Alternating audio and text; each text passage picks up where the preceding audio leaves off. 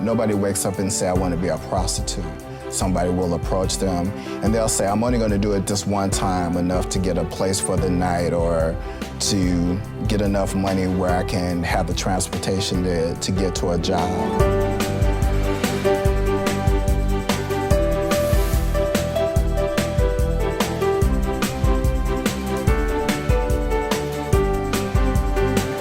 Have you ever seen a Christian TV program about male prostitution? Me neither.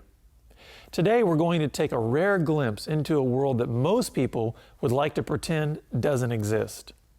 It's a world of great sadness, murder, suicide, pornography, drug addiction, and brutality. It's a world populated by young men and boys who are lost and alone in the world. Most have been sexually abused or physically abused in other ways. Many have been groomed since childhood by pedophiles who trade them around to their friends like baseball cards. None of them can imagine that there is a God who could love them. To our knowledge, Emmaus Ministries in Chicago is the only Christian ministry in the U.S.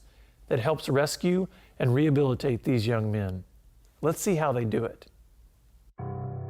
I was born in Oak Park, Illinois. I was born to a middle-class family. My father was an alcoholic. I was shy. I never felt like I fit in with other kids. My father beat me. I had difficulty in school. I had a learning disability. So I always felt that, I was believing these lies that, you're slow, you mess up. I was raped. I was abused by family members. When I got to my first drink at 13, it changed all that for me. It made me everything that I wanted to be. My mother started doing drugs. I was all automatically funny. I was like, everybody wanted me around. It got to the point that dope dealers was moving in. They was living there. They was inside our house, sleeping in the bed I'm sleeping in. By the time that I was 19 years old, I was shooting hard drugs. I was living as a transsexual. We was watered to the state. We took it from my mother. The hole was inside of me, and I was trying to fix it with all these outward things. They split me and my brothers up, and my brothers was the only somebody that I ever had. I've come so far from that kid in Oak Park that I can no longer go home. I rebelled against society, walking the streets, instant gratification. I was just out there in my madness. I went to the penitentiary 3 times. And after the 3rd time of being there 7 years, I had a friend who had told me about Emmaus.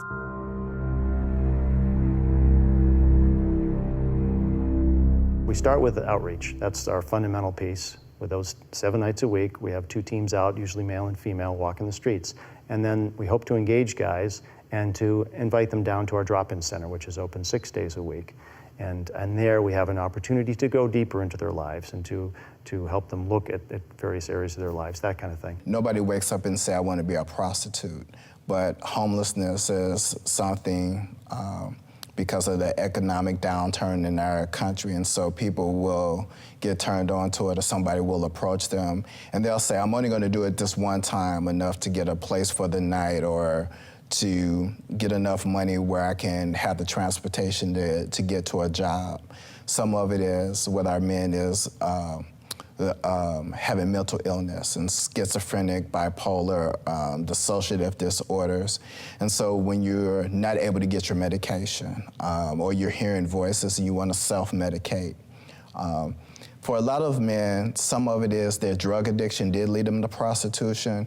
Others started using drugs after they were in prostitution, of a way of dealing with the consequences, of a way of being able to cope with hopping in and out of cars with strange men and the things that they were forced to do that were against their nature as well. If you think about the guys as fundamentally distant from almost anybody in their life, they have very few relationships, certainly any relationships of quality, and there's very little trust in their life. And so it may take a little time, but the guys are lonely. They're sad and lonely, and that somebody takes an interest in them. And our staff, our volunteers, are very careful and gentle in the way they approach it. It's not an in-your-face style at all. It's a presence. Guys are walking around, or guys are volunteers on outreach. They're patient. They're walking around. They're praying.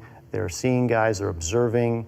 And so a lot of the men who are hustling have seen them over a period of time, and they become increasingly aware of or maybe more comfortable with their presence. And then the first thing is, can I buy you a cup of coffee?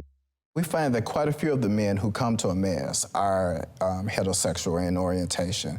There are a few that identify as gay, but for a lot of our men, their fathers, their girlfriends or wives even know that they're involved in prostitution. It's a way that they support their family. These guys come to us extremely broken. They are, they're physically, sexually, they've been abused growing up. A huge percentage of our guys share that as part of their story. It's amazing. One guy, he called a couple years ago. He said to me, can you call my dad and ask him to send me $20? And he was in a program and he wanted his dad to send him a little money. I said, okay. I was there early and I answered the phone, and so I did. I called his dad and he said, oh, I love hearing from my children. Sure, I'll send it to him. After I hung up the phone, I talked with another one of our staff members, and she said, oh, that's interesting. She said, it's his dad who's the one who sold him into prostitution. When he was 14 years old, he would bring him down to the city and just started selling him on the streets so that he could feed his drug habit. And that's maybe a little bit extreme for our guys, but that story is repeated in other ways. But that gives you a glimpse of the brokenness that our guys have, that particularly the sexual and physical abuse that most of them endure growing up. But then there's also the brokenness as far as most of our guys are unemployed, most of them are homeless, a high percentage of them, or a significant percentage of them are mentally ill, 25-30% or so are HIV positive. So it's guys who are they're kind of a mess. They're very broken. They're not people who've just made a few wrong things and you just tidy things up here and there, and then they're gonna be good for life. They're gonna get their apartment and get married and their job and move to the suburbs. It's guys who are so broken, all the basic elements of life that most of us take for granted. They weren't there for them, and they're not just going to reappear once we love them or to speak Christ into their lives. It's going to be a long, long journey.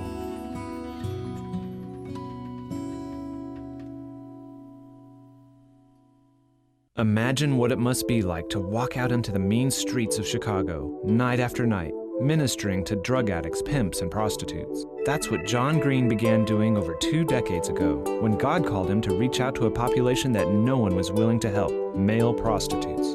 In his new book, Street Walking with Jesus, the founder of Emmaus Ministries tells many of the stories of danger, rescue, and redemption that he's witnessed while among these lost boys and men. To get it, just go to www.streets.org. As a TV and film actor whose star was on the rise, hidden sins of homosexuality, prostitution, drugs, and pornography dampened the glitter of Hollywood for a young David Kyle. Though relieved to be free from his father's harshness, David's loneliness and sexual obsession threatened his rise to success, forcing him to live a double life. Can Jesus' love reach one so broken? This gripping and inspiring memoir chronicles the power of God to help anyone come out of darkness. To get love hunger, go to purepassion.us. What happens when you get to the point where you're selling yourself on the streets is all of the people and voices that are speaking into your life are negative. You know, these are men who are trapped. They are trapped emotionally, sexually, psychologically, spiritually. We have men that have gone through things that sometimes our minds can't even imagine that could happen to a 3-year-old child or living in 32, 22 various foster homes, and yet to survive that and come out and come here. And so it's almost like to them it's normal to feel unloved. We are bondage breakers as the Church of Christ, and it's our job to be light in the darkness. And there's a lot of darkness out there, and there's a lot of places where people of light need to be. I see from the Gospels that there's a huge need to be connected to people who are broken, people who are in poverty. We are a ministry of mercy and compassion with a heart for, seeking for transformation of the guys' lives. But realizing most of our guys don't have anybody who's ever going to be crying like that for them. That's not a part of their life. No one really poured that much into them, and they were not that much of a treasure to anybody. And that's very sad, and that's something most of us take for granted, or many of us do, of just loving parents, people who who care for us so much. And our guys don't have that. And what we try to be as a family, we try to love these guys. We're not a social service agency, but we're not a church. We're sort of this blend. We're a ministry, and we journey with them. We love them. We care for them. We serve them. We speak into their lives. And we can't meet all their needs. We don't pretend that we can. But we are a family, and we love the guys, and that's what we bring to them, relationship. That's what we do best. Most of our men are street hustlers, which means they're standing on street corners, be it in Boys Town, or which is a gay part of town, or other areas where prostitution takes place. Sometimes they are groomed, but not in a sense that they have a sugar daddy who takes them. A lot of it's through sexual abuse, and so they get identified. I call it them predator spirits, who see their loneliness, see their desperation, and so they may start being nice to them and buying them clothes or toys and that sort of thing. And then they feel obligated to either service the person who's provided that or including their friends as well. One young man tells the story that he grew up in an alcoholic home with parents and grandparents, and his salvation, he thought, came from a man across the street who was paying him some attention and who started just the ways that I mentioned, buying him clothes, playing baseball with him, catch, but eventually it led to sexual abuse that went on for a number of years. But he still felt more comfortable. He still felt a refuge at that man's house than he did at the home with the physical abuse, the verbal abuse, the spiritual abuse that was going at home. So it was the lesser of two evils for him. Most of the guys who are out in the streets, even today, you could term them as maybe over-evangelized, as in many of the programs that are operating in the city, particularly shelters and food kitchens, soup kitchens, that kind of thing. They're Christian-based, they're faith-based, and so a lot of them present the gospel, and so our guys hear that a lot, and they've become, many of them are fairly deadened to it, or a lot of them grew up in the church, and yet there's a clear disconnect between their lifestyle, their behavior, and what the gospel is about. And so you know that you have to go a different route. You can't be very simplistic in the way you reach out to them. You have to love them, the classic line about earning the right to be heard.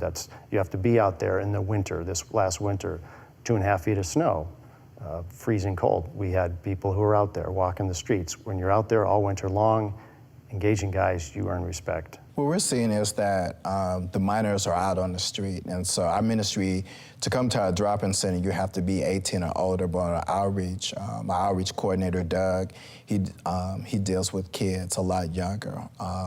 And unfortunately, we're seeing as, again, more homeless youth. We see a lot more older men who are coming into the area for the purpose of picking up these kids.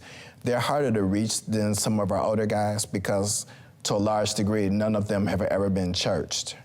No one has ever introduced them or taught to them about God. And so when you start talking to them about God, sometimes they're very angry. One young man told us, "Where was God when I was hungry? He didn't float a cheeseburger or something down from heaven to feed me, so why should I believe in him? Why should I take this message that you're trying to tell us now?" And they tend to be a closer-knit community hanging in what they call family groups.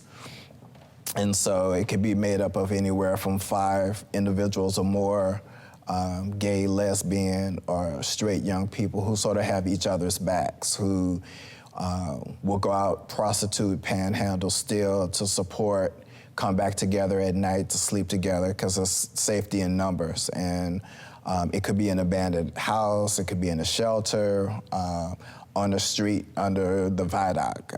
So that's what we see in the younger people. Because they are minors, if they go back and some of them are runaways, and not just coming from other sides of the city to the north side where we're located, that it's possible for them to get sent back home. So they could go back into the home where The abuse is coming from they're in foster care. They could end up back in another foster home situation, which is what they ran away from in the first place. So a lot of times they don't want the services that you have to offer. They just want you to provide them with a meal. The places where the prostitution takes place, mostly it's a night thing, but also, unfortunately, especially along the lakefront, there are men who go during the day, who come in the city either before work, on their lunch break, after work, who are looking for activity. So the young men know that they can go to the park. And then there's a number of bathhouses that have open or under the guise of health clubs, and so they're open 24/7. And so a member can take you in and you can stay there out of the elements, out of the weather, and be in those places as long as you're serving and seeing the men who come to those establishments. A guy may have a apartment, he may be living in a program, be it a recovery home, a home for men who have HIV, and they will go out and prostitute because that's the way they've learned to communicate intimately with someone. We actually had one young man who was out on the strip, and the other prostitutes were about to jump on him because he was hopping in and out of cars for free. He just wanted the attention. He just wanted, as he later told me, someone to hold him, to have conversation with him.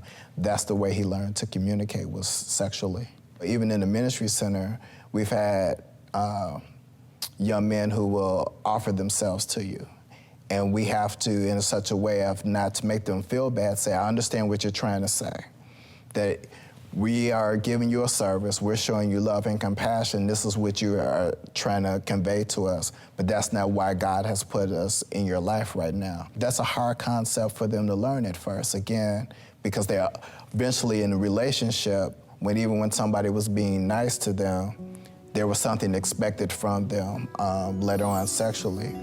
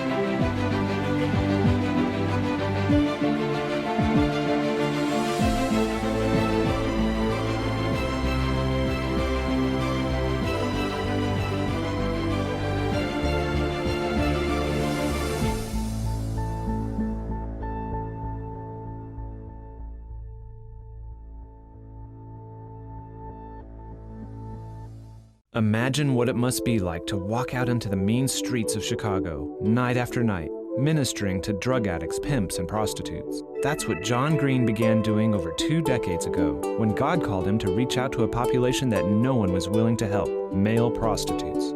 In his new book, Street Walking with Jesus, the founder of Emmaus Ministries tells many of the stories of danger, rescue, and redemption that he's witnessed while among these lost boys and men. To get it, just go to www.streets.org. The spiritual connection, as we introduce them to God, is something a little bit harder for them to grasp, but when they grasp it, they generally eat it up in the sense that they want to learn more. And so the whole concept of soul ties, when we talked about God's initial design for sexuality between a man and a woman and how you imprint on each other physically, spiritually, and emotionally, even with the sense, when I teach on that, how you become attracted. And everybody that you sleep with, you leave a part of yourself. We talk about how you go back and you break that soul tie. You get it off of your mind and off your spirit, because many times they're linked to that person and they don't understand why, or they're linked to that abuse because that abuse brought some pleasure in the sense that it brought you the attention, it gave you money, the things that you needed the basic necessity out of life, food and shelter. And so in that healing process, as we work through that, they started to understand what are boundaries, what are healthy relationships, what are the things to look for that I just can't trust everybody that I come across on the street. There's one teaching that we do, and it's talk about cleaning your house, and figuratively and emotionally and spiritually, that you need to go through, and anything that a former lover, customer, or client gave you, you need to get rid of because it'll have attachment to it. You may not look at it in the sense of love, but you have that emotional tie. So I may come through and look at that teddy bear on the couch, and I may pass it 5 times. That 6th time, it gives me a response, be it anger or I'm feeling love or emotion that I shouldn't feel of that connection for that person. So we talked about getting rid of those things, those items, clothing, even jewelry, and not giving it or passing it on to somebody, actually destroying it, throwing it in the trash, so you don't pass that spiritual element on to someone else. And then emotionally and mentally, how do you get rid of that mental picture that's in your head? What's that healing process? And so through prayer and working them through that, turning it over to God, the issue of repentance it's a hard one for the men, because you have to get them to see God perhaps in a totally different light. With some of the guys, even praying and talking about Heavenly Father, gets a reaction from them because they may equate that with their earthly father or stepfather or foster father, someone who in authority has abused them, even the police. Our men are at the bottom of all society, the homeless society, the gay community, all of the places in which they enact. And so it becomes first talking about God wants more for you than what the current place that you're in. It's talking about God's design for them, that they were never designed to be someone's sexual toys. God wants more for them to be as someone's beck and call for sexual pleasure. As they started to understand that, and you working on the true image of God, that He's loving, He's caring, and has compassion, that even in the middle of their worst nightmare, their worst client, or the abuse, He was there to keep them. And you point out in small ways that He was there for that. As they get their relationship with God, then they start having that godly sorrow. You know, God, I'm sorry for what I'm continuing to do, the activity that I'm currently in. And even in that, God still forgives you. He still has compassion for us, and He wants you to come out.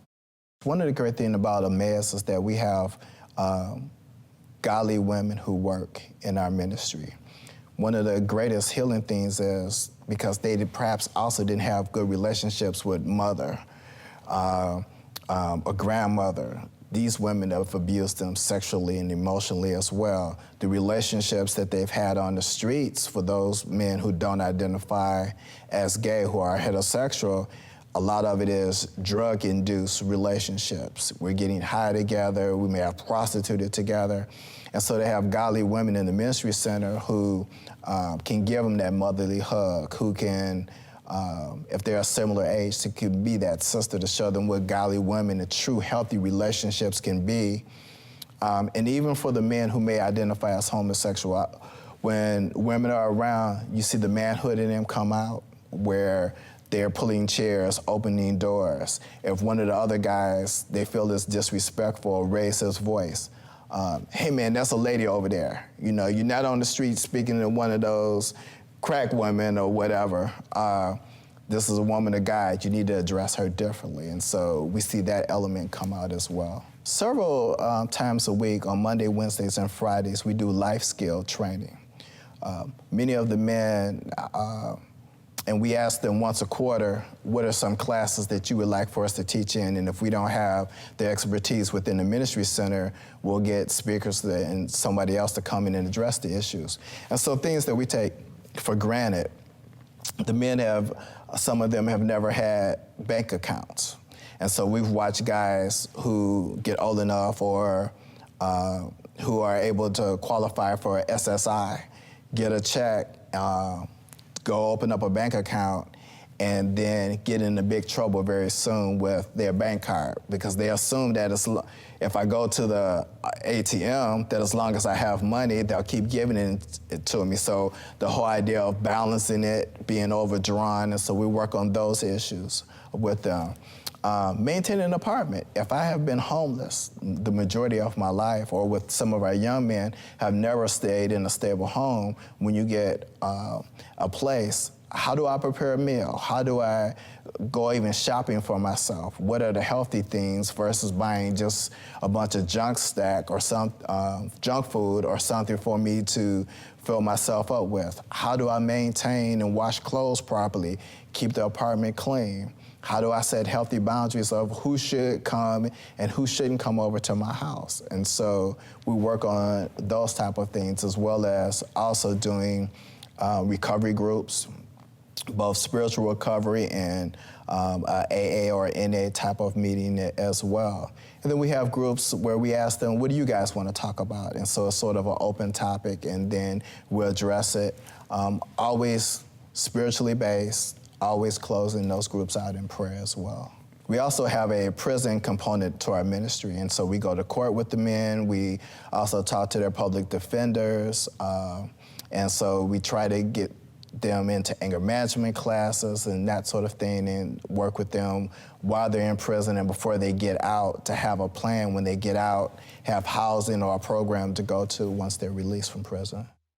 A lot of people say success is a man coming from the street and his life totally changing. But success to me, to Lynette, is seeing a man walk in here broken and feeling like he's not loved, and see his shoulders kind of straighten up and his eyes try to kind of brighten up, because he know when he walks through these doors, he's loved. Maybe you don't know anyone who's a male prostitute. The odds are extremely high that you don't. That's one reason why these young men and boys don't get much help. Out of sight, out of mind. But they need our prayers as much as anyone, and in many cases more than most. They continuously live seconds away from dying at the hands of a crazy John, some street thug, or some bad dope. Their world is heavily populated by demonic powers that surround them with continual darkness. The odds are they've never known love, never been affirmed, never lived with anyone who demonstrated to them the true love of Christ. Why not ask God what He would have you do for these lost souls? Of course, pray for them, but also consider supporting the outreach of Emmaus Ministries or helping in other ways. Today, God is reaching out to the least and the lost like never before, and male prostitutes are on the front lines of that divine intention. The producer of this TV program was one of them. Thank you for caring, and thank you for watching Pure Passion. It is our hope that each week, God will have showcased a new way for us to be His hands and feet on this earth, until that day when Jesus Christ returns for all who've loved and served Him. And He'll have His reward in His hands. Until then, I'm Jonathan Daugherty for Pure Passion.